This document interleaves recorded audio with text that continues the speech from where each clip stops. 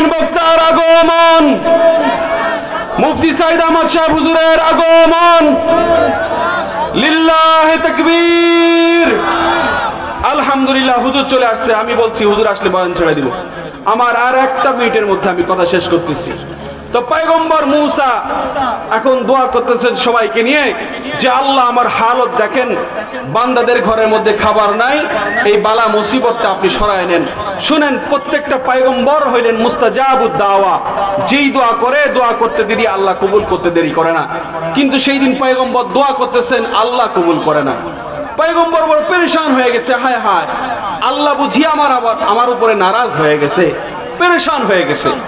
তো ঘুরতেছে, পাইচারি করতেছে। হঠাৎ করে আসমান থেকে গাইবি আওয়াজ চলে আসছে, এই পয়গম্বর মূসা শোনো, এই আমার কালিম শোনো, তুমি যে পেরেশানির মধ্যে আসো, আসলে মূল ঘটনা হচ্ছে তুমি যে কাফেলাকে নিয়ে আমার কাছে হাত তুলেছো, ওই কাফেলার মধ্যে এমন একজন বান্দা আছে যেই বান্দা 40 বছর নাফরমানি করে জবান দিয়ে একবারও আল্লাহর নামটা পর্যন্ত নেয় না।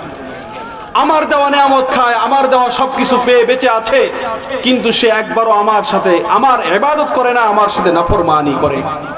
যেই ওই বান্দাটা তোমাদের কাফেলার থেকে যখন বের হবে, তখন আমি আল্লাহ তোমার দোয়া কবুল করে নিব। পয়গম্বর মূসা রেগে মেগে ফায়ার। এমনিতে ওনার একটু রাগটা বেশি ছিল। উনি আসছেন কওমের কাছে, ডাক দিয়ে বলতেছেন, কে আসো নাফরমান, 40 বছর ধরে তুমি আল্লাহর নাফরমানি করো, বের হয়ে যাও কাফেলার থেকে। আল্লাহ ঘোষণা দিয়েছেন, তুমি বের না হওয়া পর্যন্ত আল্লাহ দোয়া কবুল করবেন না। তোমার কারণেই আল্লাহ এই আযাব আমাদের উপরে অর্পণ করেছেন, তুমি বের হয়ে যাও। এখন যে বান্দা পাপী, ওর তো বড় মন ভেঙে গেছে, ও পেরেশান হয়ে গেছে।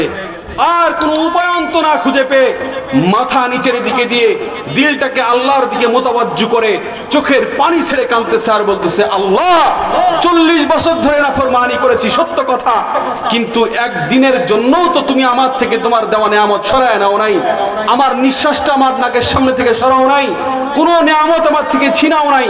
আল্লাহ আজকে এতগুলো মানুষের মধ্যে বেইজ্জতি করো না, আমি যা করেছি ভুল করেছি, অন্যায় করেছি, আল্লাহ দয়া করে তুমি আমার সমস্ত পাপ রাশি মাফ করে দাও, আমি তওবা করতেছি, জিন্দেগিতে কোনো পাপ আর করব না। বান্দা চোখের পানি ছেড়ে এই কথা বলতে দেরি, আল্লাহ আসমান থেকে বৃষ্টি দান করতে দেরি করে না। তাহলে পাপী বান্দা 40 বছর নাফরমানি করার পরে আল্লাহর কাছে এতটুকুর বিনিময়ে যদি মাফ পাইতে পারে, পরিস্থিতির শিকার হওয়ার পরে আল্লাহর কাছে দোয়া করে যদি মাফ পাইতে পারে, তাহলে আমি আপনি যদি আজকে ঘরের মধ্যে যাই, ওযু করে সুন্দর করে 2 রাকাত নামাজ পড়ে আল্লাহর কাছে তওবা করার মতো করি আর চোখের পানি ছেড়ে আল্লাহর কাছে কান্না করি, আল্লাহ মাফ করবে কি করবে না? ওই আল্লাহ তখন ছিল, এখনো আছে না নাই? আছে।